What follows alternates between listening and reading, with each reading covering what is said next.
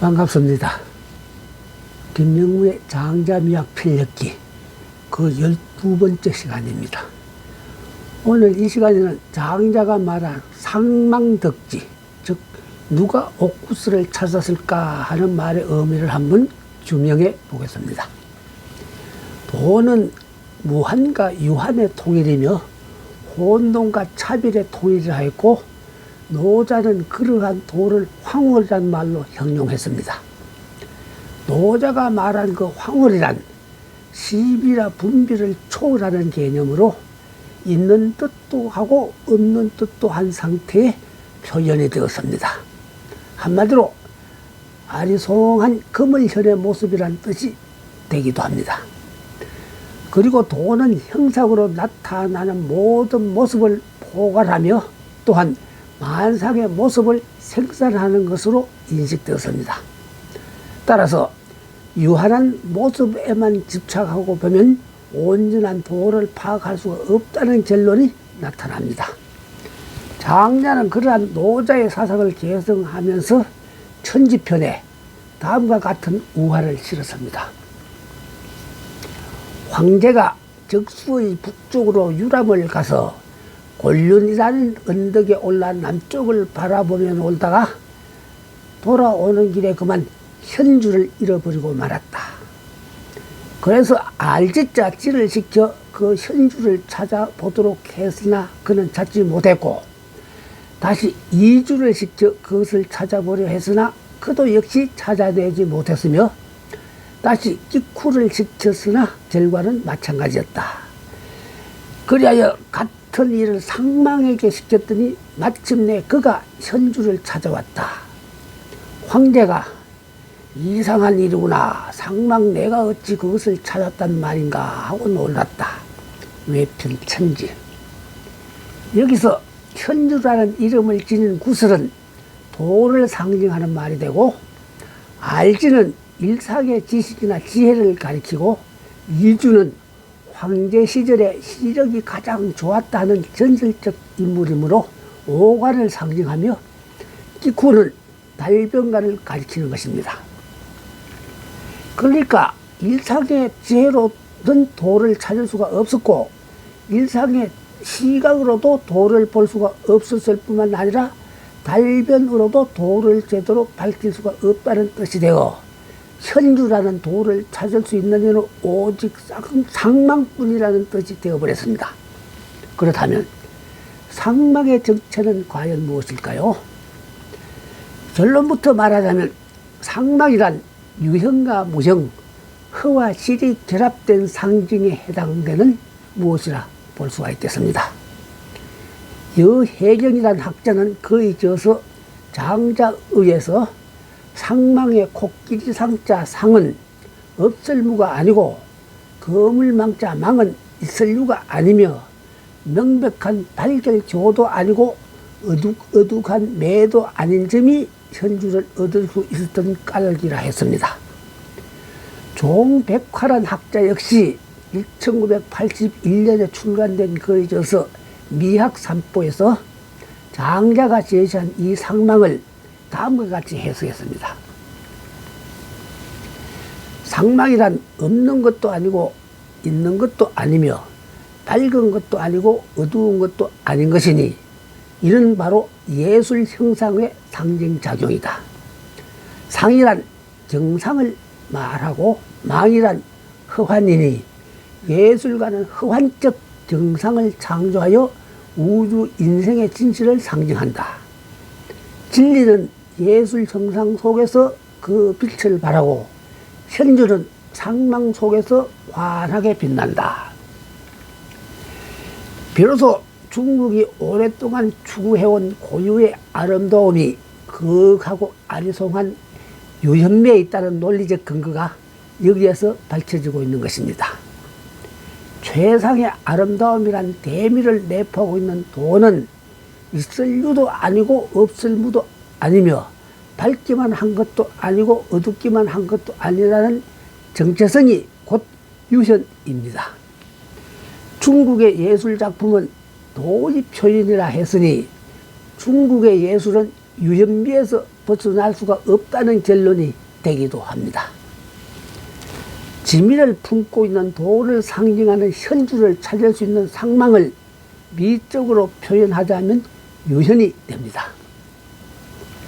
그래서 이전에 소개한 피가르트의 침묵의 세계 속에서 중국화 감상기와 같은 글이 나올 수밖에 없었던 것입니다. 한국의 학자 신은경은 1999년에 출간한 풍류 동아시아 미학의 그늘이란 자신의 저서에서 중국의 산소화에서는 공통적으로 신비감이 감도는 유연한 세계로 이끄는 매력을 감지할 수가 있다 하면서 정관적 깊이를 함축한 화면에서 탈속감이나 우주 만물에 대한 깊고 숙연한 자세 내지 세상의 번잡한 가치관으로부터 조연하게 실상을 관조하는 조연함 등의 미를 발견할 수가 있다 하고 말했습니다. 노자의 금일현과 장자의 이 상망론은 다시 어경설을 낳게 되는데, 미학적 개념으로 무척이나 중요한 이 어경설은 당나라 시대에 나온 것으로 직영정작 정이란 상과 상외, 다시 말하면 실체와 허공의 통일을 지칭하는 말이 됩니다. 허와 실의 상승이란 표현을 보다 이론적으로 가다듬은 내용이 되기도 하고요. 유한한 것을 통해 무한한 것을 표현하려는 여백을 통해야만 가능하고, 형태는 제한되어 있으나 뜻은 제한되지 않기 때문에 허와 실이 통일을 이루어야 한다는 뜻이 되기도 하는 것입니다. 동양화의 특징이 이른바 여백미에 있는데, 그 여백미의 원리가 바로 유무상생 내지 허실상색이란 미학적 개념이며 상망의 드러남이 되기도 합니다. 노자는 도를 없을무에 있을유라는 이중속등을 지녔다고 했습니다. 천지가 시작되는 견지에서 도를 살피면 도는 무가 되어 무규정성, 무한성 덕으로 나타나지만, 만물의 어머니라는 견지에서 보자면 도는 유가 되어 규정성과 차별과 한계를 포함하게 됩니다. 물론 여기서 말한 없을무나 있을유는 존재론적 의미가 아니라 우주 본체로서의 의미 규정이 되는 것입니다. 노자는 또 현상계에서 말하면 우주 만물은 모두 무와 유의 통일이라 보았습니다. 즉 허와 실의 통일입니다. 하늘과 땅 사이는 마치 풀무와 같은 것이라고나 할까? 그 내부는 텅 비어 있지만 힘이 다하는 일이 없고, 움직이면 움직일수록 힘이 더욱 많이 나온다. 노자 5장. 노자는 천지의 중간은 허공으로 충만되어 있지만 항상 어떤 힘이 있어 움직이고 있다는 말을 하고 있습니다. 만약 텅 빈 허공에 아무런 힘이 없다면 허공은 절대적 허무가 되고 만다는 뜻이 됩니다. 그러니까 허공에 가득 찬 무슨 힘이 곧 기운기란 뜻입니다. 그 기로 말미암아 만물이 유동하고 운하할 수 있으며 끊이지 않는 생명이 유전할 수 있다는 뜻입니다. 다음, 빌허의 유용성 또는 기의 작용에 대해 노자는 다음과 같은 예를 들기도 했습니다. 30개의 바퀴살이 하나의 바퀴통에 집중되어 있다. 아무것도 없는 공간에 수레바퀴의 유용성이 존재한다. 진 흙을 이겨서 그릇을 만든다. 그 아무것도 없는 공간에 그릇의 유용성이 있다. 지게문과 창문을 뚫어 방을 만든다. 그 텅 빈 공간으로 말미암아 집의 유용성이 나타난다. 말하자면 허가 있는 까닭에 이로울 이가 생겨나고, 없을무로 말미암아 쓰임이 나타난다. 무가 없는 유나 허가 없는 실로 존재할 수 있는 작용이란 있을 수가 없게 된다는 뜻이며, 결국은 유무가 상생을 하고 허실이 화합하여 존재할 수밖에 없다는 뜻이 됩니다. 예를 들면 텅 빈 공간이 없는 그릇을 만들어 어디에서 쓸 수가 있겠습니까? 쓸모가 없는 사물은 존재할 수조차 없겠죠. 축구공을 예로 들면 상하와 사방이 흙으로 둘러싸여 있기 때문에 상하 사방 어디로든지 구르거나 날아다닐 수 있는 쓰임새를 지니고 있는 것이죠. 따라서 천지 만물은 하나같이 무와 유의 통일체이며 흐와 실의 통일체란 뜻이 되는 것입니다. 기군기는 구체적인 물상에서만 표현되는 것이 아니라 물상 밖에 있는 흑공에서도 표현되는 것입니다. 흑공이 없으면 기가 생동할 수가 없고 예술작품은 생명을 지닐 수가 없게 됩니다. 그림에서 여백이 없으면 의경이 존재할 수 없다는 결론이 되기도 하죠. 그래서 고전 미학에서의 허와 무는 실과 유만큼의 가치를 획득하고 있는 것입니다. 중국 그림은 선조가 중심이며 선조의 사이가 공백인 까닭도 여기에 있었던 것입니다. 종백화의 미학삼보에서 그와 관련된 내용을 좀 더 인용해 보면 다음과 같습니다. 장자는 허실상백이라 했다. 또는 오직 도를 불올 수 있는 것은 비석불이란 의미의 유도지프라고도 했다. 중국의 시사와 문장에서는 모두 허에 영향을 미친다는 공중점임에 중점을 두었고 허를 헤아려 시를 이루는 표현 방법에 중점을 두었으니 시경이나 사경 속에 공간이 있도록 하고 호탕한 물결이 있도록 했으며 중국화의 화면과 마찬가지로 어경절구를 갖추도록 했다. 중국의 특별한 서법에서는 이 설령스런 허와 생동하는 어경을 더욱 잘 전할 수 있어야 한다. 당나라 시대의 장휘관은 그가 쓴 서의에서 황희제 분돌림을 형용하여 1.200의 형태가 사방으로 통하고 왕급이 어우러져 너그러우면서도 여유가 있다. 그러나 글씨는 준수하고 유형이 생동하며 거하여 시임을 하고 빛나기가 신명과 같았으니 이는 청량할 수 없는 것으로 이것이 바로 글씨의 묘라고 했다. 자유광인의 말에서 우리는 서법의 묘경 역시 해화와 상통하고 있음을 알 수가 있겠습니다. 흑공 중에 생동함을 전하고 밝음 속에 거한 깊이가 넘치고 있으니 형상을 벗어난 허에서 생기를 얻는 것이 중국 예술 일체의 조격이 되고 있는 것입니다. 고일본은 그림을 녹음한 글에서 그 필묵이 이르지 않는 곳에도 역시 신령스러운 기가 허한 가운데 행해진다 하고 말했습니다.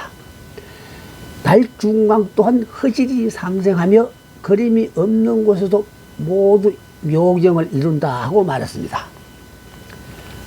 중국화의 분돌림은 공중에서 수직으로 떨어져 먹새끼 꽃처럼 날고 춤추며 그림이여 여백과 한 덩어리지로 용해되어 그림의 모습은 황홀하여 마치 한 덩어리 구름이 태양으로 인해 채색을 이루는 것과 같으니 빛은 안에 있는 것도 아니고 밖에 있는 것도 아니며 윤곽도 없을 뿐만 아니라 또한 신랑 같은 이치도 없으며 붕한 정이 생겨나고 의지할 데 없는 정만 느끼게 한다. 위의 인용문들 중에서 묘경이란 미학적 개념이 자연스레 노출이 되었는데 이제 노자가 설정한 묘할묘의 범주에 대해서도 좀 더 관심을 기울여 볼 필요가 있을 것 같습니다. 금을형과 함께 묘할묘 또한 노자 일장에 다음과 같이 나타나 있었죠. 도는 도이지만 늘 도가 아니다. 이름은 이름이지만 늘 이름은 아니다. 무란 천지의 시작에서 이름을 붙인 것이며 유란 만물의 의문에서 이름을 붙인 것이다. 따라서 언제나 무로서 그 묘를 관조하고자 하면 언제나 유로서 그 돌아다닐 요자 요를 관조하고자 한다. 이 두 가지는 같은 것에서 나왔으나 이름이 다른 것이며 함께 말하면 금을 현이라 부른다. 현하고 현한 것이 중묘의 문이다. 노자 일장. 여기서 보면 묘는 도와 연계되어 있습니다. 묘할 묘와 돌아다닐 요는 모두 도의 속성입니다. 노자는 도의 무라는 묘를 파악하는 것은 도의 묘라는 속성을 관주하기 위함이며, 도의 유라는 속성을 파악하는 것은 도의 요라는 속성을 관주하기 위한 것이라 말했습니다. 묘할 묘는 도의 무규정성과 무한성적 일묘를 나타내는 것이며, 요는 도의 규정성과 유한성의 일면을 나타낸다고 볼 수도 있겠습니다. 요라는 글자의 뜻에는 한계가 있다는 의미가 포함되어 있기 때문입니다. 묘와 요는 모두 도의 속성이라 했는데, 도는 또한 색감을 깃들이는 금을현이라 부른다고도 했습니다. 묘와 요를 함께하면 현이 된다는 뜻입니다. 소식의 아우 소철 또한 거의 노자해에서 해당 부분을 다음과 같이 해석했습니다. 옛날 도에 뛰어난 사람은 미묘하고 형통하여 깊이 알아볼 수가 없었다. 비록 알아볼 수 없지만 이를 억지로 형용하여 신중하기가 마치 거울에 내를 건네는 것 같다. 혹은 사방의 이웃을 두려워하는 것 같다. 또는 어젓하다. 그는 손님과 같다. 어질다. 그는 순우하다. 그는 소박한 것 같다. 공활하다. 그는 계곡과 같다. 혼돈이다. 그는 탁한 것 같다. 도를 말로서 표현하기가 쉽지 않은 것처럼 묘 역시 말로서 그 개념을 서술하기가 결코 쉽지 않다는 뜻이 되었습니다. 흔히 중국 예술의 정의상학적인 3대 특징을 도기불이, 최용불이, 비언으로 규정짓기도 했습니다. 도기불이와 최용불이는 이전에 해설된 적이 있고, 비언이란 특징은 여기에서 비로소 나타난 것 같습니다. 중용에 나오는 비언이란 그 효용은 광대하면서도 그 본체는 은미하여 밖으로 드러나지 않는다 하는 의미인데, 미학적으로 해석하면 숨김의 미가 되는 장미의 본질이 되기도 합니다. 무한한 생의를 갖추고 있다는 의미가 되는 장미와 유현미는 결국 같은 개념이 되기도 합니다. 그러니까 중국의 예술은 확연히 드러남이 아니라 은연중에 숨겨둔 듯한 특징을 지니게 되었다는 뜻입니다. 예를 들면 중국의 산수 화가들은 무성한 잎들이 제자리에 붙어있는 나무보다는 가지만 앙상한 고목을 즐겨 그렸는데, 그러한 까닭은 그 고목이 지니고 있는 생의를 숨겨두고자 했기 때문입니다. 그러한 그림의 여백 속에다 생기 넘치는 봄의 기운을 숨겨두었다는 뜻이 되기도 합니다. 물론 화가의 뜻이 그러한 고목에 의탁되었다고 볼 수도 있는 일이니, 화가는 자신의 도를 여백을 통하지 않고서는 표현이 불가능했기 때문이었습니다. 시청자 여러분, 비로소 동양화의 여백이 지닌 미학적인 권리를 감지하셨습니까? 화랑에서 흔히 들을 수 있는 저 그림 참 묘하네 하는 말 한마디의 미학적 의미를 감지하셨는지요? 시청해 주셔서 감사합니다. 다음 이 시간에는 처녀지형, 즉 그 모양 그 꼴도 하늘의 뜻이라네 하는 말의 의미를 한번 규명해 보겠습니다.